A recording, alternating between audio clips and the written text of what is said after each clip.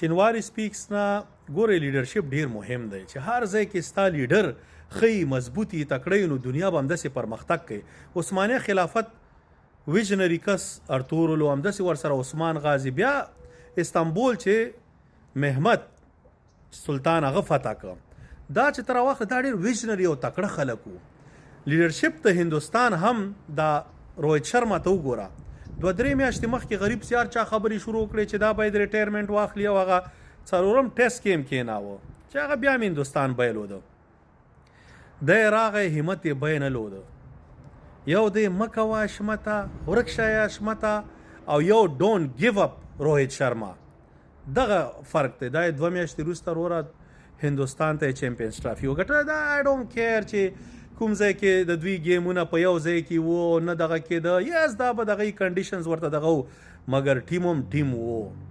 لیډرشپ وو. په فاینل کې ګوره چې ټریکي پیچ وو اکس دغه سټارټ یې واخیست او خصي مضبوط سټارټ خپل ټیم ته ورکړه وې ګاټه.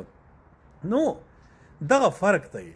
ځکه مونږ یو چې دا مه کوه اشمته وکه اشمته او څه کوې اشمته خوار شې اشمته نورې پرېږده اشمته ماړه خدای دې غر کو پرک نه که تا نه یاره زما د سټوډنټانو نظام ته غوسه راځي چې دومره عقل نه خلاص او دومره ړانده کاڼه چې تاسې دا ګونګی زادران او چکري اشرف غوندې یو بې تعلیمه بې سواده په ایډمنسټریشن ناپوه خلک ګوره بله ورځ هغه جیشا سره داسې ناستو لکه یو چمچه چې خیر ته ناستي چې کله به دا اوس ماته یو 2 روپۍ یا یو شی راکوي یا هسې یو عکس وسه هغه د افغانستان افغان هغه خپل سټایل او خپل یو غرور د خپل یو ملت دغه هغه دکې سره وونه. مګر څوک چې با استعداد او تکړه لیډر خلک هغه د خپل ملک سی ریپرزنټیشن کوي. ګوره اشرف غني سره زه خپله اختلاف نظر م لروده لرم به مګر اشرف غني یو ښه سپیکر وو. دغه پکې و یو کما یو شی پکې و که څوک د دشمن هم شي بدې دم راشي کوالټي به یې منې.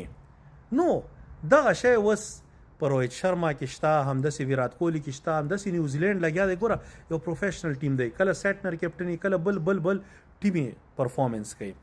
زمونږ ټیم ټیلنټډ ټیم دی تکړه ټیم دی د استعداد نه ډک ټیم دی. نور کسان هم راتلی شي ځوانان چې راشي هغه نور هم ښیي مګر تا پکې د اشمت شاهدي غوندې یو کس واچولی دی چې نه بالنګ باندې په بالنګ خاصم نه په فیلډینګ په بیټینګ په مړه کیچونه هم نشي نیوی. ته خدای ته دته وګوره او د لیډرشپ ته وګوره ته د اوریج ته وګوره. د دنیا چې څوک په کرکټ پوهیږي دا بس هسې یو څو هغه د پیسو لیپاپو والا ورته دغه کاوه کمپین کاوه نه د پریدو شاهدي بریلینټ روهت شرما او مړه ورک شه شاهدي یاره رمضان مبارک میاشت خو ورک شه نور.